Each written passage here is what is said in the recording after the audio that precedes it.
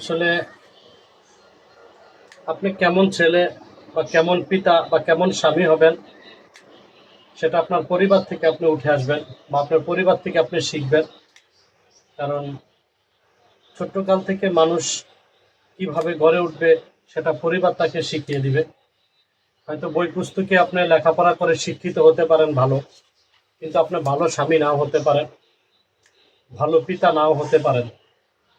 তাই শিক্ষা এক জিনিস আর পারিবারিক শিক্ষা আরেক জিনিস। দেখুন, আমরা ছোটকাল থেকেই সবসময় মায়ের সাথে কাজে হেল্প করে আসছি, প্রচুর কষ্ট করেছি, কাজগুলো মায়ের কাছ থেকে শিখেছি। দেখুন কত সুন্দর শাপলা করতে পারতেছি।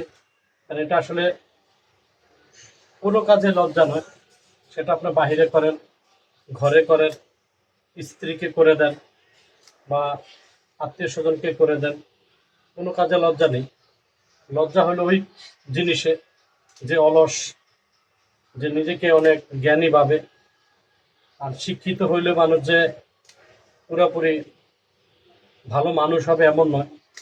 শিক্ষিত মানুষও খারাপ আছে, শিক্ষিত মানুষরাও স্ত্রী গায়ে হাত তুলে, শিক্ষিত মানুষরাও জঘন্য অপরাধ করে। কিন্তু পারিবারিক শিক্ষা থেকে আপনি যে জিনিসটা পাবেন, এটা আপনি কোথাও পাবেন না। তাই সন্তানকে সবসময় পারিবারিক সঠিক শিক্ষাটা প্রদান করে থাকবেন সবসময়।